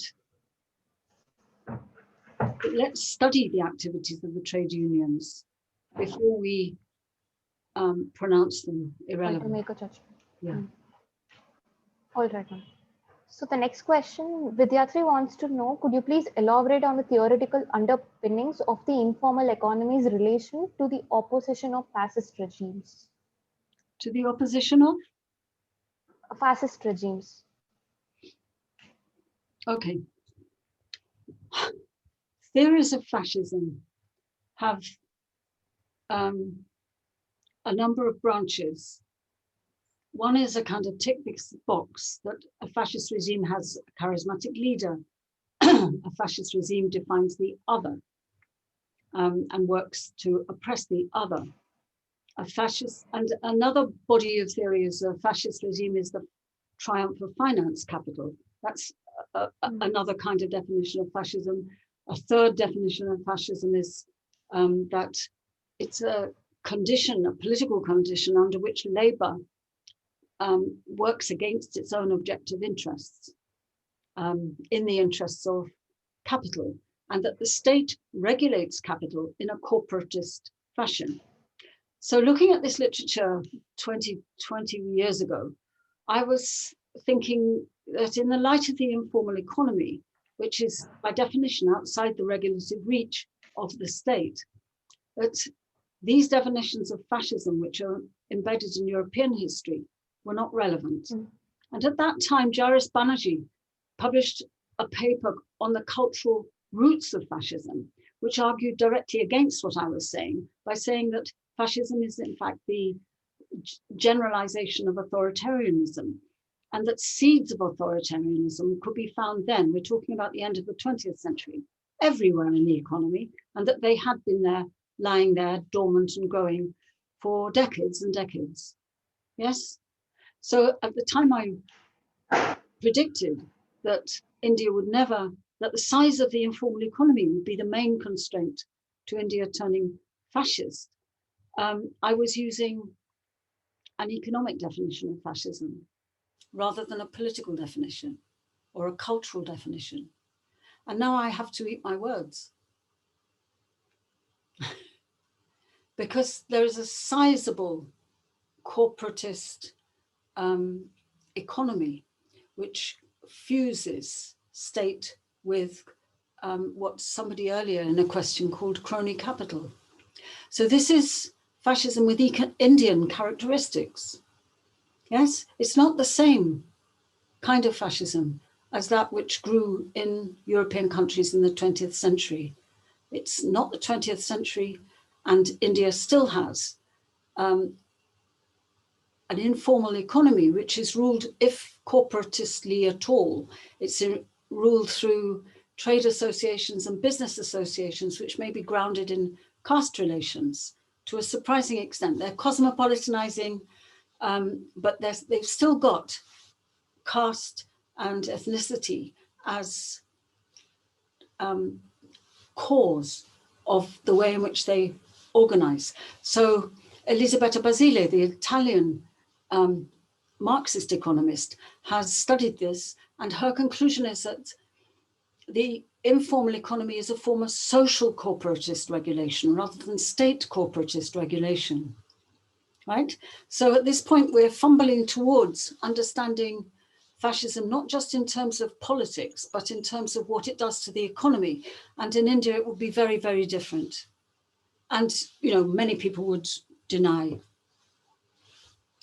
the force of the argument I've just tried to make. So in relation to the specific question, Arnav, he has posed a political one. How much do you think is the possibility of India becoming an autocracy, given the concentration of wealth and policies which leads to that end taken up by the present government? An autocracy? Is that, I didn't hear the, sorry. Yeah, it's autocracy. I think it is an autocracy.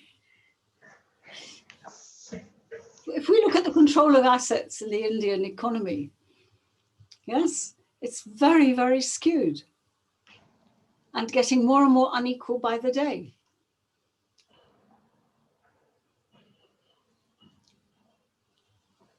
Rukmani wants to know what makes the ruling party and the state powerful enough to make a political ideology dominate economic thinking. Do prominent think tanks like the Niti Aayog not see why the Thunderbolt policies are detrimental to the Indian economy and also badly timed? I'm not sure I can answer this question, but I do think that the idea of, I mean, I agree with what you said at the start, Pavitra, that the idea of the informal economy as low productivity, as messy, as something that it's incredibly difficult to add to economic models, which are the hegemonic form of analysis in economics, makes them very difficult to talk about in terms of formal policy making and planning, for all the reasons that I've been talking about this afternoon. So it tends not to exist. I think in neoclassical economics, it doesn't exist. You have to admit the role of institutions in the economy at the very first, to be in a theoretical position to acknowledge the existence of the informal economy. And as for informal practices in the state, Niti Aayog doesn't have a theoretical framework within which to make sense of it.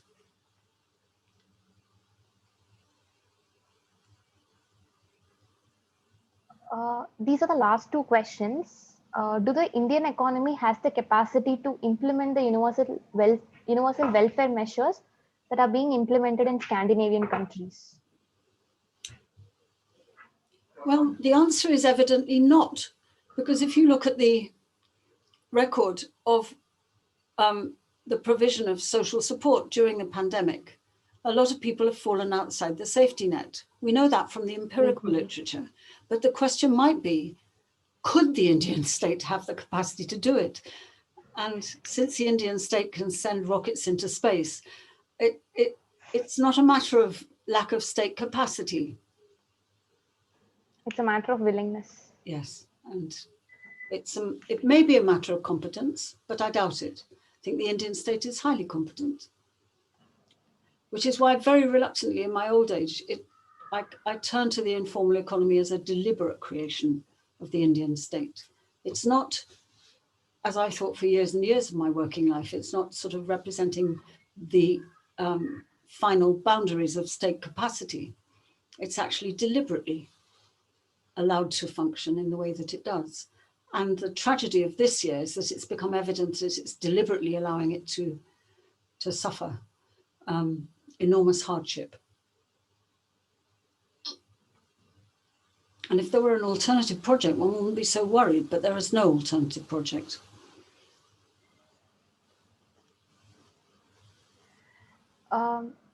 He also wants to know, can organic farming and other similar activities would be able to feed more than 7 billion population? Are they even feasible in the current practices?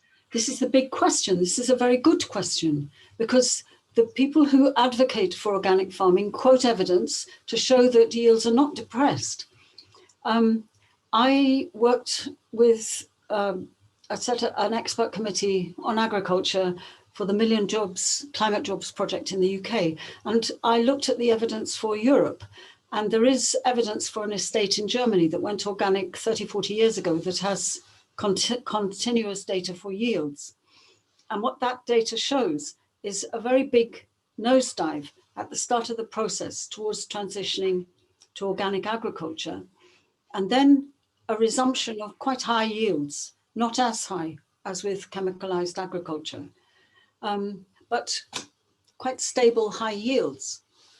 And what's that telling me, thinking about that for India, where there isn't that kind of data, or for the developing world? There's very little data which isn't short-term and on a case study basis, is that the Indian state would have to have an enormous buffer stock to tide agricultural population and non-agricultural population through a transition period toward less damaging forms of agriculture. And there's no sign of that, those preconditions for it to be possible, right?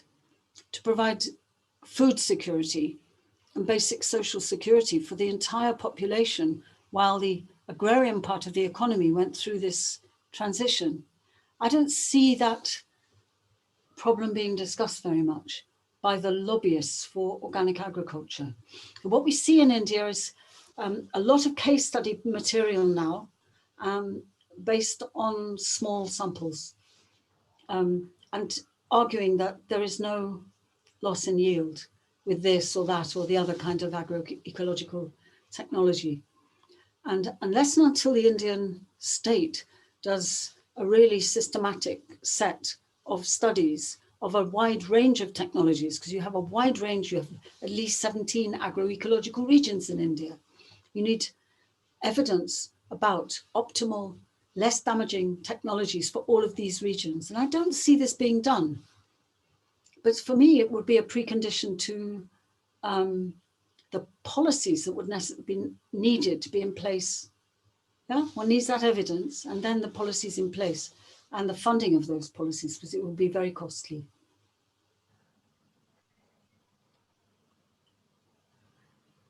So I don't have any more further questions. I have one question. Sarika might have, yeah. Yeah. It was brilliant. We learned a lot from this talk, actually, from theoretical to policy level. I just wanted to ask, you said that in India there is a lot of inequality, of course, which we have all seen, and there are several papers on it. And you have also talked about how there is developed countries, developed regions within India. And I want to understand how we will see this development and underdevelopment together within this country, and how the informal formal can be seen as imperial relation within these two spaces that exist together within this country. And actually I'm working on wages, so I have seen that in recent year there has been an increase in formalization, but with that formalization, it is majorly the upper caste that are getting in this formal sector, and the informal sector, which has seen massive unemployment, it is mostly affecting people from SC, ST, OBC. So how these things are working, and how the Modi regime, which is emphasizing on formalization, will impact these relations, is what my question. I'm getting these enormous questions, which are really difficult to answer. We talk about inequality, and we talk about it in terms of income mainly, and assets, don't we? We don't talk about it in terms of occupation or sector, which is what the study of the informal economy would lead you to want to do. Yes, in terms of scale of capital and mode of operation, not just, and class, not just income inequality. Is the formal sector imperial? Probably, in the sense of Leo Panich Samgindin's study of the American empire, which analyzes this as a global informal empire of capital. It's the empire of capital rather than a given country or nation that we need to theorize as imperial. But that capital will have subcomponents and suppliers and contractors and labor forces, which are fully embedded in the informal economy. Just labeling them imperial or labeling them crony or labeling them whatever, fascist or whatever you want to label them, mustn't content you and dissuade you from looking at the labor process, the way in which materials and human beings are organized and banking and finance, organized to enable this level of inequality to intensify. Now, the question about the labor force is very, very interesting. And I remember going back to Gunnar Myrdal writing Asian drama in the 1960s, and statements by Jawaharlal Nehru about modernity, and Max Weber about the modern state and the modern market, and that all these antiquated institutions like caste would dissolve, either because of the animal spirits of the market or because of the rationalities of the state. And that hasn't happened. It hasn't happened. And something much more complicated has happened, because it has happened at the margins, right? We can all find cases where merit has outweighed caste or your ascribed status. But at the same time, the opposite is happening. And caste stratification is renewing itself, it's reworking itself in different parts of the economy in different ways. So we have to be alive to the possibility of contradictory processes, social processes operating in the market economy. And it's only with a theory of the contradictory nature of social processes that you can make sense of what you just said. That, you know, you have one part of the labor market which is being captured by upper castes, with exceptions, yeah? And another part of the labor market which is a dumping ground for the lowest possible echelons of the scheduled caste, scheduled tribal society. Just remember, they themselves are internally very differentiated. Yeah, so we're not talking about scheduled castes as uniquely deprived. They have their own politics, their own levels of differentiation, even if we can say that by and large they're labor rather than capital. Yes, so it's a very interesting question. And I don't think mainstream economics has the tools really to enable the coexistence of contradictory forces. We have to go outside that framework. Thank you. Okay. So yes, ma'am. So it was a insightful discussion for all of us. Like, I got to learn a lot of things, and I hope that might have been the same case with all the attendees of this webinar. So yeah, thank you for taking time out of your busy schedule and, you know, accepting our invitation to have this first speaker session with us. We are like totally we were totally excited for it, and we feel it was totally worth it after attending the webinar as well. So with this, like, let's conclude this session, and thank you everyone for attending this session. So thank you if very you have much any for queries, inviting me. And it has been a pleasure, even if the questions are really demanding and very hard to answer. But go on asking them. That's what's needed. Yes. Thank you very much. and many people have also thanked you in the chat box as well. Like, I hope you're keeping track of it. But Thank you very much. Okay. thank you, ma'am. Good evening, everybody. Bye.